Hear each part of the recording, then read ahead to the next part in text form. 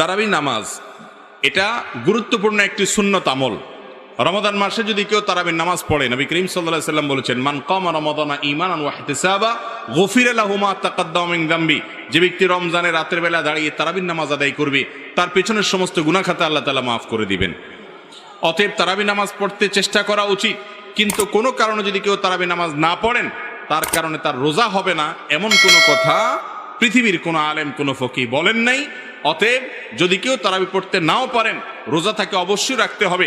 তারাবি miss হলে গুনাহ হবে না, বড় গুনাহ কবিরা গুনাহ হবে না, কিন্তু রমজানের রোজা মিস হলে কবিরা গুনাহ হবে। অতএব তারাবি নামাজ এটা আমাদের আদায় করা উচিত। এটা যদি ছুটে যায় কোনো কারণে, হঠাৎ কোনো একদিন একা একা পড়ে নেব। আর যদি অসুস্থতার কারণে শরীর খারাপ লাগে, পড়লামই না, একদিন বাদ দিলাম হঠাৎ করে, তাহলে ইনশাআল্লাহ বড় কোনো গুনাহ হবে না। বা কিন্তু অলসতা করে যদি আমি বাদ দেই, তাহলে সেটা অবশ্যই ক্ষতির কারণ।